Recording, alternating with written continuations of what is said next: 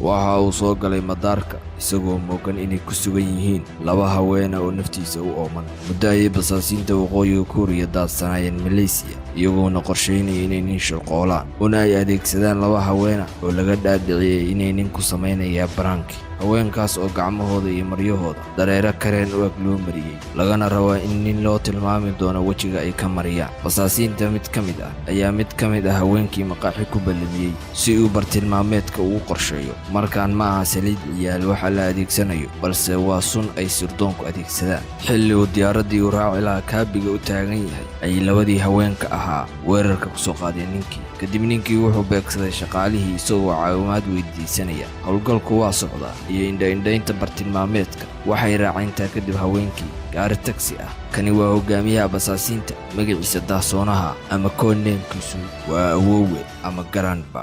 assalaamu calaykum asxaabta kusoo dhawaada muuqaal cusub. fadlan kanaalka dadka cusub tahay subscribe saar, muuqaalkana like saar.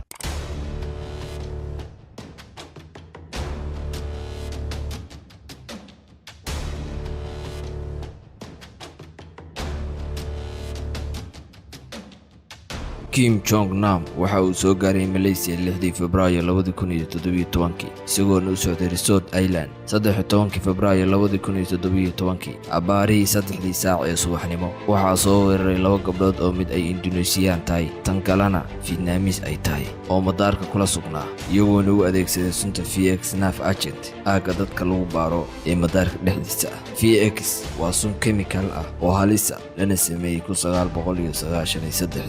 booliska Malaysia ayaa sheegay inuu Kim uu sheegay inay gabar calaacalaheeda oo ay wax marsan yihiin wejiga ka marisay tan kalena wejigiisa maro ay wax marsan yihiin wejiga kaga dabooshay. dhaqaatiirtii farmashiga geysay ee daaweynaysay waxay sheegeen inuu dhidid badan uu ka shubmayay dhiigna uu tufayay wuxuuna uu ku dhintay isbitaalka dhexdiisa. basaasiintii waqooyiga Kuuriya waxay u dhaceen Facebookiisa waxay ku sameeyeen tracking ama raacis. boorsadiisa waxa ku jirtay lacag $100,000 wuxuuna watay 4 baasaboor oo waqooyiga Kuuriya kullina ay ku qornaayeen magaca Kim Cole. 15 Febraayo booliska Malaysia ayaa waxay soo qabteen Duan Tai Hong oo 28 jir ah dalka Vietnamna ka soo jeeda iyadoo madaarka joogta. gabadhani waxaa laga aqoonsaday CCTV kaamirada. 16 Febraayo waxaa iyana la soo qabtay gabadhii hawsha la fulisay ee Siti Aisyah oo 25 jir ah oo dalka Indonesia ka soo jeeda. waxaa kaloo la soo xiray saaxiibkeed oo 26 jir ah balse 24 Febraayo ayaa la sii daayay markii wax lagu waayay.